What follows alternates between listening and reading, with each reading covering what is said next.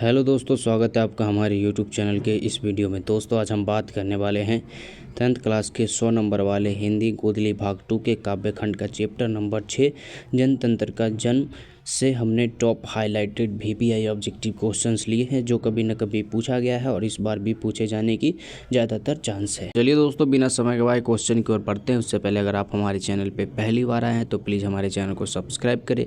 Video पसंद आए तो वीडियो को लाइक और शेयर ज़रूर करें। ठीक है दोस्तों, तो चलिए दोस्तों हम जनतंत्र के जन्म का सबसे पहला ऑब्जेक्टिव क्वेश्चन बताते हैं। और सबसे पहला ऑब्जेक्टिव क्वेश्चन हमारा है, जनतंत्र का जन्म शीर्षक कविता के कवि कौन है। जनतंत्र का जन्म शीर्षक कविता के कवि कौन है। हिंदी का ऐसा सब्जेक्ट है जिसमें कम मेहनत से ज़्यादा मार्क्स मिलते हैं। इसका मतलब यह नहीं कि आप हिंदी को इग्नोर करोगे, ठीक है। हिंदी को अच्छे से मेहनत करने पे 85, 95 तक भी आ सकता है। तो हमारा क्वेश्चन है, जनतंत्र का जन्म शीर्षक कविता के कवि कौन है।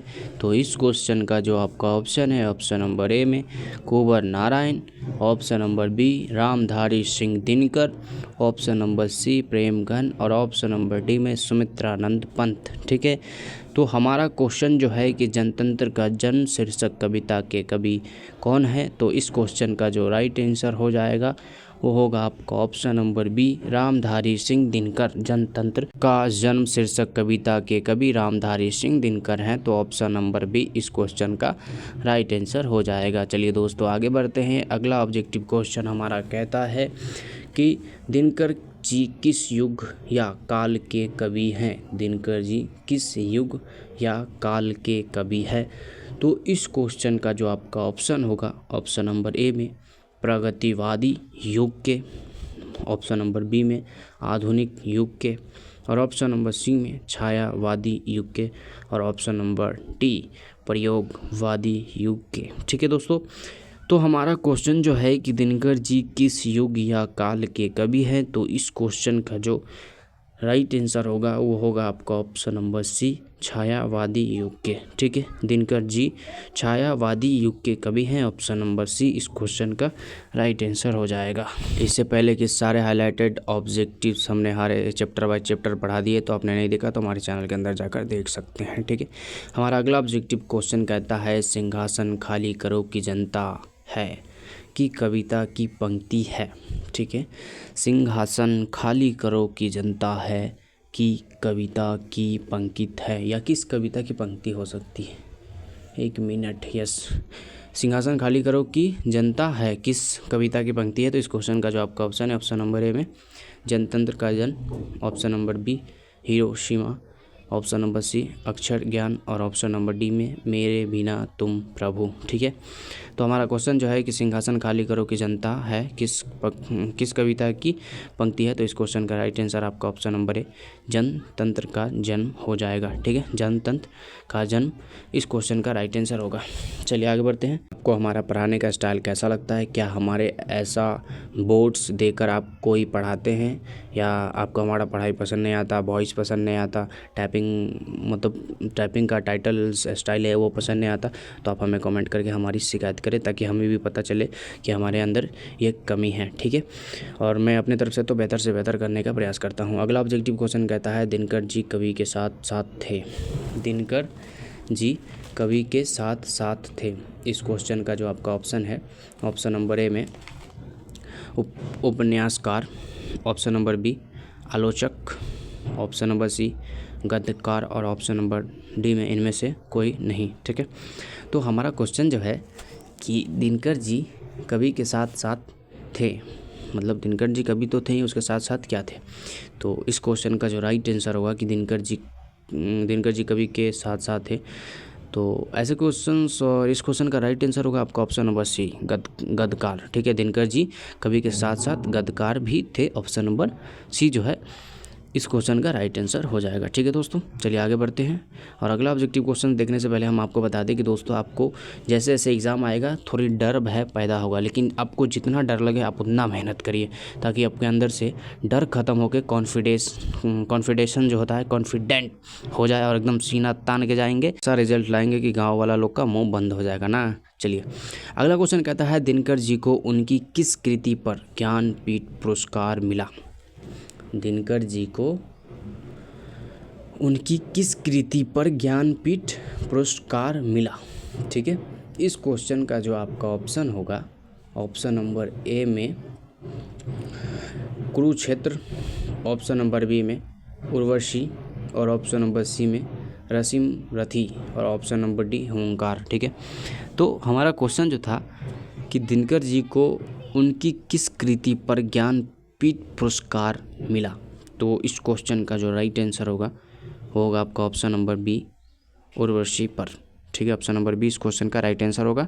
दिनकर जी को उर्वशी कृति पर ज्ञानपीठ पुरस्कार मिला था। ऑप्शन नंबर बी जो है एकदम राइट आंसर है। चलिए अगला ऑब्जेक्टिव क्वेश्चन कहता है, कवि दिनकर के अनुसार कौन सोने का ताज पहनकर इटला रही है। कवि दिनकर के अनुसार कौन सोने का ताज पहनकर इटला रही है। इस क्वेश्चन का जो आपका ऑप्शन है, ऑप्शन नंबर ए में भारत माता, ऑप्शन नंबर बी देश की मिट्टी, और ऑप्शन नंबर सी देश की जनता, और ऑप्शन नंबर डी देश की देवी। ठीक है, तो हमारा क्वेश्चन जो है कि कवि दिनकर के अनुसार कौन सोने का ताज पहनकर इटला रही है, तो इस क्वेश्चन का जो राइट आंसर होगा वो होगा आपका ऑप्शन नंबर बी, देश की मिट्टी। ठीक है, देश की मिट्टी जो है कवि दिनकर जी के अनुसार सोने का ताज पहनकर एकदम इटला रही है। ठीक है ना, चलिए आगे बढ़ते हैं और अगला ऑब्जेक्टिव क्वेश्चन को हम देखते हैं। ठीक है, सारे के सारे VVI है और टॉप VVI तो हम लास्ट के महीने में बताएंगे, जो यहाँ बताएंगे वहाँ आएगा 100%। अगला क्वेश्चन कहता है, कवि दिनकर किसके लिए सिंहासन खाली करने की बात करते हैं।